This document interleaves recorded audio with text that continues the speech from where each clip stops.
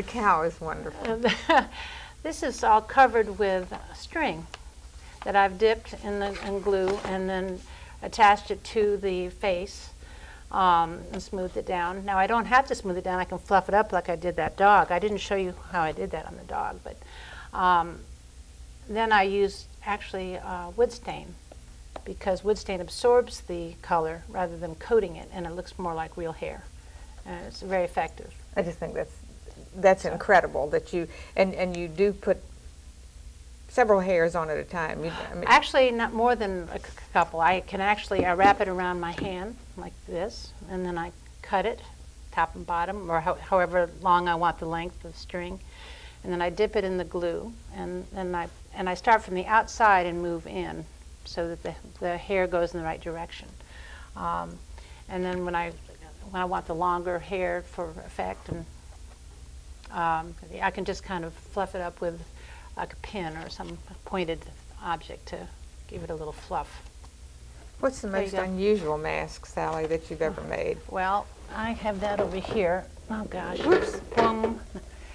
I don't know if he'll show up against our screen here, but maybe on the black it will.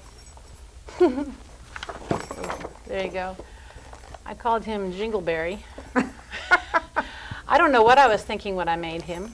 Let me see. It's kind of a jester type thing. And he rattles, he jingles. Those are little bells on his head. And he's big and bizarre. And I think that's the weirdest mask I ever made. How about, do you have a favorite mask? I'm going to come to the end of these questions in a minute and just let you show us these masks, because I think they're so fascinating. Well, thank you, Linda. My favorite mask? Oh, that's hard to say. I think I still like these two, just my old one, this funny old thing. Just for sentimental reasons, I just enjoyed that. And I just love our old dog. This is our old black lab. And he hangs in my living room. Actually, a friend of mine came over one day, and she looked at the mask. She didn't have very good eyesight. I may start by saying that. And she looked at the head, and she looked at this head, and she said, well, that's very unusual. I've heard of people doing that before, but I've never actually seen it done. And she'd actually thought this was the real dog. Taxidermed head. But I don't know if that was a compliment or not. But it's kind of a compliment. Because if it looks that much like the real thing, then it's a compliment that she thought that. Yeah. Although you do have that factor in there about can't see. Yes, she did not see well. No. Show us some more. Okay. Which one do you want? I like that one. The duck? Yeah. Oh, Sally also makes cartoon masks, which are. She had one of Bugs Bunny, even with a carrot, which I thought was so fantastic. This is sort of a Daffy Duck thing, but he's I don't know. He's Dr. Duck, I guess. He's the glasses. The glasses come off. Actually, some of these masks make very nice glasses holders.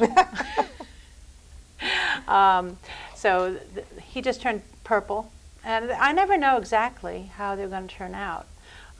They take a life of their own, and I think probably I was just running out of ideas, and I painted him purple. But purple, there he was, purple cool. duck. Yeah. Thank you. Let's see. This one is made out of leather, and this is actually a green man, obviously. And this is all leather. I cut them out piece by piece, and put the leather on here. The substructure is, of course, paper mache.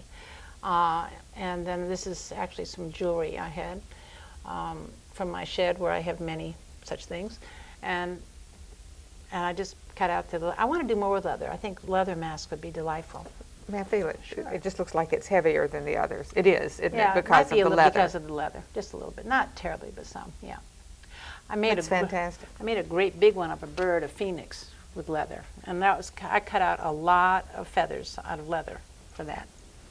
When do you have time to do all this, Sally? I know that you and Craig are gone all the time, visiting grandchildren and not as much as I'd like. You're always gone somewhere, and you're doing shows, and he's doing shows, and I had asked Craig to be a guest speaker at our July meeting, but he can't do it because he's got another commitment. And I just know that you all are gone a lot. We really got ourselves almost too busy, I think, at one point. We have fallen back a little bit. We're not on as many boards. Craig and I do a lot of wedding photography, and we enjoy that very much. Now Craig has I just point and shoot, and I'm the mule, carry things around. But he works awfully hard at that, and he does a wonderful job. But he has to process all those pictures afterwards, so it takes him longer to do that. But we enjoy that very much. I am a member of the Lynchburg Art Club, but I'm not really as active as I once was. And so we relish weekends when we have time to ourselves. When do you nurse? When are you I a am nursing working person? I work 3 days a week, and they're 8-hour days, and they aren't always 8 hours, but sometimes they're longer. But if you love doing something, you make time for it. You do. You really do. And I think this is such a positive focus, and it's so creative. And we have 3 or 4 more minutes. If you want to show that one, I really... Okay. This is... I don't want to leave any mask unshown. Pheasant feathers. Let me see. There you go. And this one does not have the taxidermist eyes. You could actually wear this. I make them with straps on the back. I took the straps off this one just for hanging on the wall, because I don't wear it very often. I would guess not. But his eyes actually seem to follow you looking in the monitor. No. But actually, this is an old mask, and feathers, you cannot beat Mother Nature. Mother Nature, really does the best job. Well, I think you do. The feathers are great. Such a fantastic job. I'll show you my last one. Okay. I just made this one recently, and this is fragile in a way, but it's a the man of the woods, or I guess a wood spirit, I guess you could call it. So, and this is actually made with coral. That's beautiful. That's not actual from the woods, but there you are. Well, I'm amazed at your talent. Thank you, Linda.